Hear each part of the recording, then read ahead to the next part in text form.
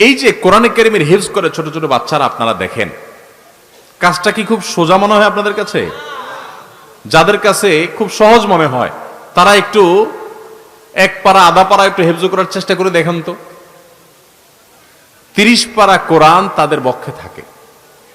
তারা তুখোর হাফেজ যারা, তারা সকালে যদি দাঁড় করায় দেন, আপনার এক মাথা থেকে তেলাওয়াত শুরু করে দিবে, মাঝখানে জোহর পড়বে, খাওয়া দাওয়া করবে, একেবারে শেষ করে তারপরে সে থামবে।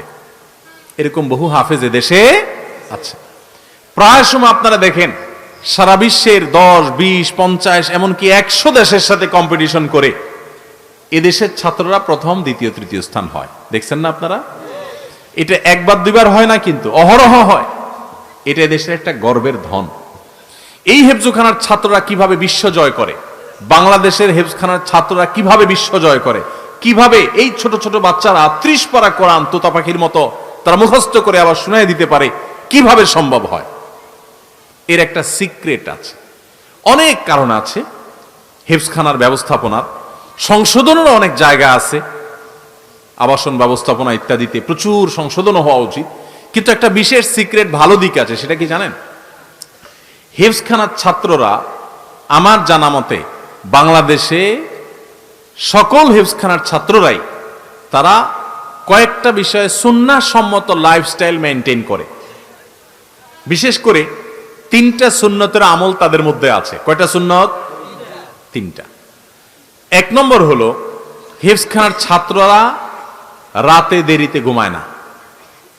সাধারণত যারা ভালো ছাত্র বা পরীক্ষার ব্যাপারে সিরিয়াস, তারা পড়াশোনা করবে দেখবেন রাত 12টা, 1টা, 2টা পর্যন্ত জেগে, তাই না?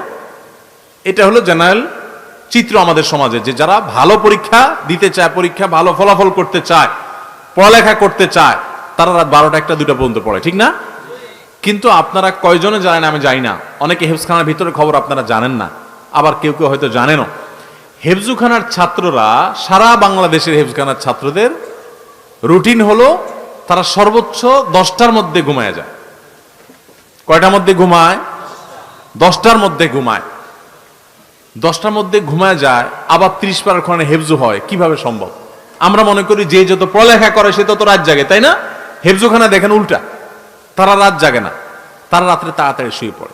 বিশেষ করে যারা ছাত্র আছেন স্কুলের, কলেজের, এমনকি জেনারেল মাদ্রাসার, তাদেরকে বলছি এবং অন্যদেরকেও বলছি যে আপনারা খেয়াল করেন, হেফজখানার ছাত্ররা রাত 12টা, 1টা পর্যন্ত জেগে পড়ে, এরকম একটা হেফজখানা সারা বাংলাদেশে নাই। বাংলাদেশে কোনো হেফজখানার ছাত্র রাত 12টা, 1টা পর্যন্ত পড়ে না। তাহলে গভীর রাত পর্যন্ত না পড়লে কিসের ছাত্র? আবার 30 পারা কোরআন হেফজ করে ফেলে কিভাবে? সিক্রেট হলো, নবী করিম সাল্লাল্লাহু আলাইহি সাল্লামের সুন্নত হলো রাতে তাড়াতাড়ি ঘুমানো। নবী করিম সাল্লাল্লাহু আলাইহি সাল্লাম এশার পরে অন্য কোনো কার্যকলাপ পছন্দ করতেন না। এশার আগে ঘুমানো অপছন্দ করতেন, এশার পরে দুনিয়াবি কোনো কার্যকলাপ, কথাবার্তা, আড্ডা ফাড্ডা এগুলো পছন্দ করতেন না। আবু বারজা রাদিয়াল্লাহু তাআলা বলেছেন, কানান নবী সাল্লাল্লাহু আলাইহি সাল্লাম ইয়াকরাহুন নাওমা ক্বাবলা আল ইশা ওয়াল হাদিস বাদাহা। হাদিসটি বুখারী মুসলিম এক জায়গায় বর্ণনা করেছে। তিনি বলেছেন নবী সাল্লাল্লাহু আলাইহি সাল্লাম এশার আগে ঘুমানোটা অপছন্দ করতেন মাগরিবের পরে, আর এশার পরে কথা বলা অপছন্দ করতেন, ঘুমানোটা পছন্দ করতেন। এশার পরে কোনো কথা নাই, সাথে সাথে ঘুম। এখন বিজ্ঞানও বলে মানুষ যদি রাতের প্রথম অংশে তাড়াতাড়ি ঘুমায় পড়ে, তাহলে মানুষের শরীরে ইমিউন স্ট্রং হয়, রোগ প্রতিরোধ ক্ষমতা বৃদ্ধি পায়। এটা স্বাস্থ্যের জন্য ভালো। রাত জাগা ভয়ঙ্কর ক্ষতি ডেকে আনে মানুষের। এই জন্য পৃথিবীর উন্নত দেশগুলোতে দেখবেন, আপনার পশ্চিমা দুনিয়া তো আছেই, জাপানে, কোরিয়াতে, থাইল্যান্ডে, বিভিন্ন দেশে আমি নিজের চোখে দেখেছি। আর বহু দেশের চিত্র আপনি অনলাইনে সার্চ করলেও জানতে পারবেন যে তাদের দেশে মানুষগুলো সন্ধ্যার পর পর তারা খাওয়া দাওয়া করে শুয়ে পড়ে। যেহেতু অমুসলিম বেশিরভাগ, তাদের তো আর এশার নামাজ নাই, তারা সন্ধ্যার পর পর খেয়ে তাড়াতাড়ি করে শুয়ে পড়ে, আবার ভোরে তারা উঠে যায়। তো রাতে তাড়াতাড়ি ঘুমানোর কারণে তাদেরও দেখা যায় আর্থিক এবং জাগতিক আয় উন্নতি এগুলো হয়েছে। আর আমাদের হেফজখানার ছাত্রদের আমরা দেখলাম যে তারা রাত 10টার ভিতরে 100% হেফজখানার ছাত্ররা শুয়ে পড়ে, বরং এশার পর পর তারা খুব দ্রুততার সাথে শুয়ে পড়ে। এশা একটু দেরিতে হয় মাদ্রাসাগুলোতে, এশা পড়ে তারা তাড়াতাড়ি শুয়ে পড়ে এবং উঠে কখন? একটা সুন্নত হলো তাহলে রাতে তাড়াতাড়ি ঘুমায় তারা। আরেকটা সিক্রেট তাদের সাফল্যের, সেটা কি? ভোরে তাড়াতাড়ি উঠে, শেষ সাথে তাড়াতাড়ি উঠে। ভোরে তাড়াতাড়ি উঠলে সারা রাত ভর যখন ঘুম হয়, 7-8 ঘন্টা ঘুম হয় সুন্দর করে, এরপরে ফ্রেশ মুডে পড়ালেখা করে। সারাদিন আপনি ঘুমেছিলেন না, বিকাল সন্ধ্যা, এরপরে রাত 12টা পর্যন্ত পড়ছেন, আপনার তো ঘুমের মুড থাকে, ব্রেন তো আপনার সচল ছিল এবং ইউজ ছিল, খুব প্রেসারে ছিল। এখন আপনি আবার পড়াশোনার চাপ দিচ্ছেন, ব্রেন তো নিতে পারবে না। কিন্তু 6-7-8 ঘন্টা ঘুমের পর ফ্রেশ মোডে উঠছেন, এবার ভোর রাতে পড়াশোনা শুরু করছেন, এই পড়াশোনা খুব দ্রুততার সাথে আপনার স্মৃতিতে গেঁথে যাবে। আমার শিক্ষার্থী ভাইরা, বেশিরভাগ ছেলে ফেলেরা, বিশেষ করে স্কুল কলেজের ভাইরা আমার, তা বোনেরা আমার, তাদের দেখা যায় রাতে 1টা পর্যন্ত পড়ে, 2টা পর্যন্ত পড়ে, আর সকালে 9টা পর্যন্ত শুয়ে থাকে। ঠিক না ঠিক? তো যখন পড়া দরকার তখন পড়ে না। তারা অনেকে অনেক ভালো রেজাল্ট করছে, কিন্তু তারা যদি সুন্নাহ লাইফস্টাইল করেন তারা আরো ভালো করতে পারবেন। তো হেফজখানার ছাত্রদের উন্নতির সিক্রেট, 3টা সিক্রেট আপনাদেরকে আমি বলছি। 1 নম্বর, তারা রাতে তাড়াতাড়ি শুয়ে পড়ে। 2 নম্বর হলো ভোরে তাড়াতাড়ি উঠে যায়, উঠে তাদের পড়ালেখা লেগে যায়। ওই টাইমের কাজ অনেক গুরুত্বপূর্ণ। এবার আসেন, যারা ছাত্র না, চাকরিজীবী, কর্মজীবী, পেশাজীবী, আপনাদেরকে বলছি, আমাদের দেশে বেশিরভাগ মানুষের অভ্যাস এখনো সকালে ঘুমানো। শহরে তো শহরে, এমনকি গ্রামেও এখন মানুষ সকালে 9টা, 8টা, 9টা পর্যন্ত ঘুমায়। আমি পৃথিবীর অনেক দেশে দেখছি যে ভোরে সকালে দোকান খুলে ফেলে তারা। আর আমাদের দেশে অনেক দোকান আছে 10টা, 11টা আগে খোলে না। কেন? কারণ পাবলিক সব ঘুমে, দোকানদার খুলে কি করবে? অনেক উন্নত দেশে আমি দেখেছি যে সন্ধ্যার পর রাস্তাঘাটে আর গাড়ি ঘোড়া নাই, তেমন ফাঁকা হয়ে গেছে, মানুষ ঘুমাইতে চলে গেছে। আর আমাদের দেশে রাত 8টা, 9টা মানেই সবচাইতে পিক জ্যামের টাইম, কারণ পাবলিক ঘরের গুলো সব বাইরে হয়ে গেছে। আর ভোরবেলা ফজরের পর রাস্তা ফাঁকা ফাঁকা, কারণ সব নাকটাই না ঘুমাইতেছে। ভাইরা আমার, মনে হবে খুব ছোট্ট ইস্যু, ছোট ইস্যু না, অনেক বড় ইস্যু। জীবনের বরকত ধ্বংস হয়ে যায়, প্রোডাক্টিভিটি নষ্ট হয়ে যায় এই সকালের ঘুম।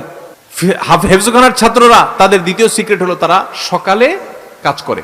নবী সাল্লাল্লাহু আলাইহি ওয়াসাল্লাম দোয়া করেছেন, আল্লাহুম্মা বারিক লি উম্মতি ফি বুকুরিহা, আল্লাহ আমার উম্মতের জন্য ভোরের সময়টাতে আপনি বরকত দান করেন। নবীজি দোয়া করে গেছেন, সকালে আপনি ব্যবসা করবেন, ব্যবসা আল্লাহ বরকত দিবে। চাকরি করবেন, চাকরিতে আল্লাহ বরকত দিবে। পড়ালেখা করবেন, সেখানে আল্লাহ তাআলা বরকত দিবে। আপনি যে কাজ করবেন সে কাজে বরকত হবে। আর যদি ঘুমায় থাকেন তাহলে অলসতা বরকত হবে, মানে অলসতা বেশি হবে। ভাইরা আমার, তাহলে হেফজখানার ছাত্ররা দেখেন ভোর রাতে উঠে যায় এবং পড়ালেখা করে। আমরা অনেকেই সকালের ঘুমে অভ্যস্ত, তাই না? আমিও টুকটাক ঘুমাইতাম।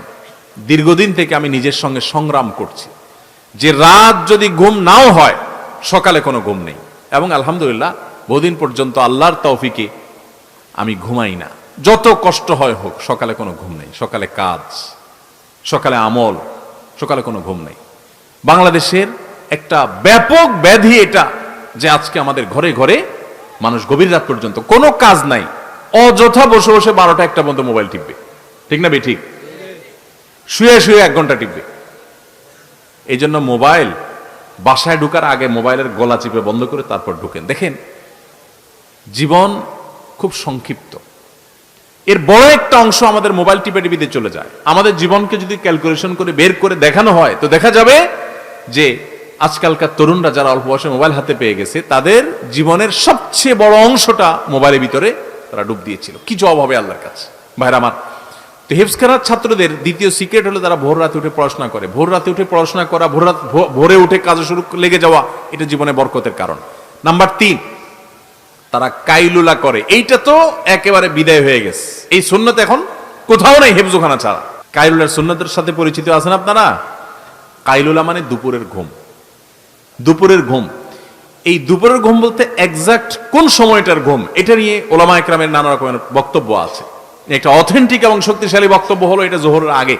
হেফজখানার ছাত্ররা সাধারণত কয়টা ঘুমায়? সকালে 9টা, 10টা, জোহরের আগ পর্যন্ত ঘুমায়। ঘুম থেকে উঠে গোসল করে তারা জোহরের নামাজ পড়ে। নবী সাল্লাল্লাহু আলাইহি ওয়াসাল্লাম বলেছেন, দেখেন, কিলু ফাইন্না শাইতানা লা ইয়াকিল, তোমরা কাইলুলা করবা, কারণ শয়তান কাইলুলা করে না। দুপুরের এই ঘুমটা এত ইম্পর্টেন্ট যে এখানে সামান্য একটু, ইতিমধ্যে এটা নিয়ে অনেক গবেষণাও হয়েছে। পৃথিবীতে অনেক অমুসলিম গবেষকরা গবেষণা করে বের করেছে যে দুপুরের সামান্য কয়েক মিনিটও যদি মানুষ ঘুমাতে পারে, তাহলে সেটা শরীরকে এত বেশি সতেজ করে এবং এত বেশি কাজের স্টামিনা দেয় যে সে অন্য সময়ে ঘন্টা ঘন্টা ঘুমালেও সেটা পায় না। আবার সকাল থেকে টানা আপনি কাজ করছেন, দুপুরে একটু ঘুমালেন, আবার টানা সন্ধ্যা পর্যন্ত আপনি কাজ করার স্টামিনা আপনার শরীরে পাবেন, স্পৃহা আপনি পাবেন। এই সুন্নত তো একেবারে বিদায় হয়ে গেছে। আমরা অনেকে জোহরের পরে খায়া দায়া আস্তে ধীরে যদি বন্ধের দিন থাকে, ঘুমের সুযোগ থাকে, তো যায় বিছানা যায়, এমন ভাবে বিছানা যায় যে আসর মাগরিবের সাথে পড়ি। ঠিক না ভাই? ঠিক। জীবনের বরকত লাভের জন্য এই তিনটা সুন্নাহ জিন্দা করা খুব গুরুত্বপূর্ণ। হিফজখানার ছাত্রদের, এত ছোট ছোট বাচ্চারা এত ভালো করে কোরআন কারীমের হিফজ করে, এত তাড়াতাড়ি সময় হিফজ করে, এর অন্যতম কারণ, অনেক কারণ আছে, আমি এগুলোকে একমাত্র বলছি না। তারা রাতে তাড়াতাড়ি ঘুমায়, ভোরে উঠে তারা পড়ালেখা করে, কায়লের সুন্নাতটাকে তারা জিন্দা করে। এর পাশাপাশি আরো তো অন্যান্য বিষয় আছেই। আল্লাহ তাআলা আমাদের সবাইকে এই সুন্নাহগুলো মেনে চলার তৌফিক দান করুন। সবাই চেষ্টা করবো তো ইনশাআল্লাহ। আমার অবাক লাগে যখন দেখি অমুসলিম দেশগুলোতে সন্ধ্যার পরে মানুষ ঘুমায় পড়ে। আমি অবাক হয়ে গেছি, যেখানে দেখেছি আমি জিজ্ঞেস করছি প্রবাসী বাংলাদেশি ভাইদেরকে, ভাই এটা কি এই দেশের নর্মাল কালচার? বলে হ্যাঁ, এটা কমন কালচার এখানকার, যে সবাই সন্ধ্যার পর পর ঘুমায় পড়ে। আমি বলি আরে, এটা তো আমার হাদিসে আছে, আমার নবী সাল্লাল্লাহু আলাইহি সাল্লাম বারবার বলে গেছেন, তিনি রাত জাগতেন না কখনো। আর আমার দেশে মানুষকে কোনোভাবে বোঝানো যায় না, কোনোভাবে বোঝানো যায় না। শুধু আমার দেশ হলে একটা কথা, যত মুসলিম দেশ আছে, বিশেষ করে মিডিল ইস্টের মানুষ তো আরো ভয়াবহ, তাদের রাত হয় রাত 12টা-1টার পর, আর আমার দেশে মানুষের রাত হয় রাত 9টার পর। ঠিক না?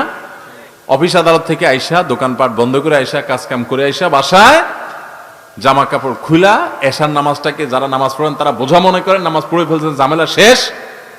এবার সোফার রুমে, আপনার ড্রয়িং রুমে সোফাতে একদম প্যাট ট্যাট শরীর টরীর ঝাইড়া দিয়া বৈশা, পুরা ফ্যামিলির লোকজন বৈশা এখন আড্ডা জমে, বিসমিল্লাহ হয়।